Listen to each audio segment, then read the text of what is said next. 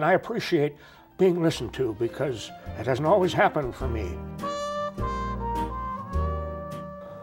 Well, the 2014 midterm elections are over, and with us right now is an actual citizen. He's not a candidate. No. His name is Philander T. Overman. Yes. Mr. Overman, you are the Minnesota citizen, the Yes. typical, archetypical citizen Absolutely. in Minnesota.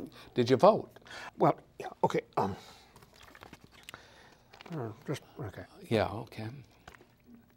Oh, God.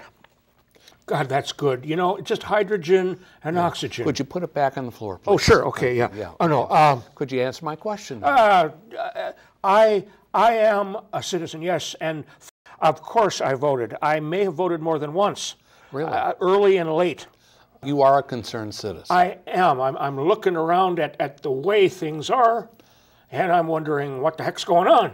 Did you like all this political advertising on the television, the negative advertising? There was aspects of it, Jeff, that were very compelling, and they got my dander up, and I was thinking, oh, that guy sucks, or that gal is terrible, and then I began thinking, wait a second, is this a political ad, or is it some kind of miniseries or something? And often I was confused.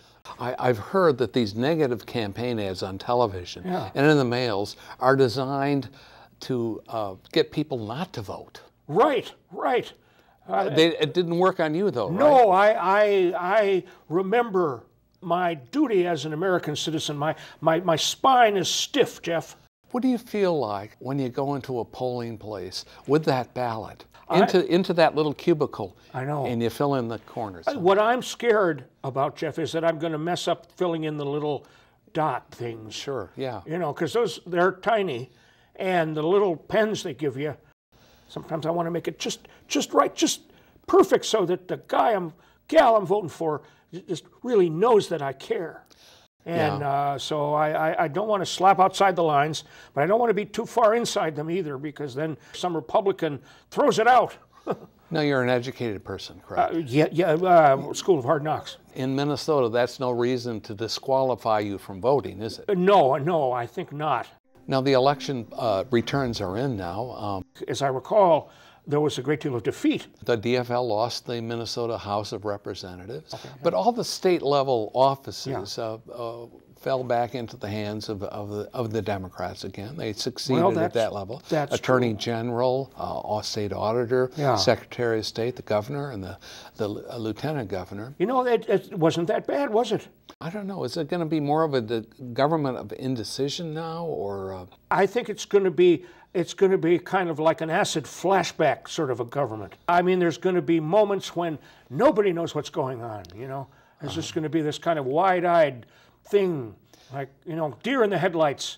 Well, do you think this new legislature is going to pass legalized marijuana smoking? Oh, God, I hope so, because... And do you personally find it comfortable to have that deer in the headlights feeling? Yeah, that's the story of my life. I think, you know what I think? The legislators ought to just sit back, toke up, and mellow out. A lot more Cheech and Chong, in my opinion. Well, I couldn't see Governor Mark Dayton going that direction. Well, I suppose not.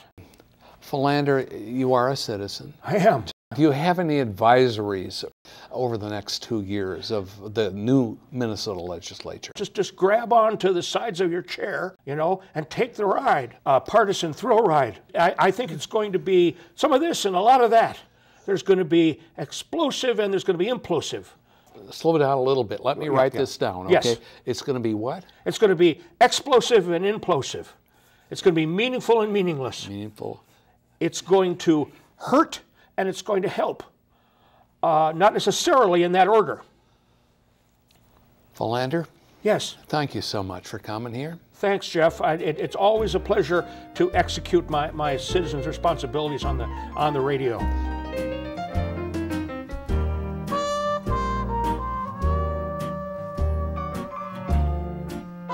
Absolutely. And I've been in... What does that mean? And it's hard to keep... No, I like that. It's hard to keep a good guy in a box.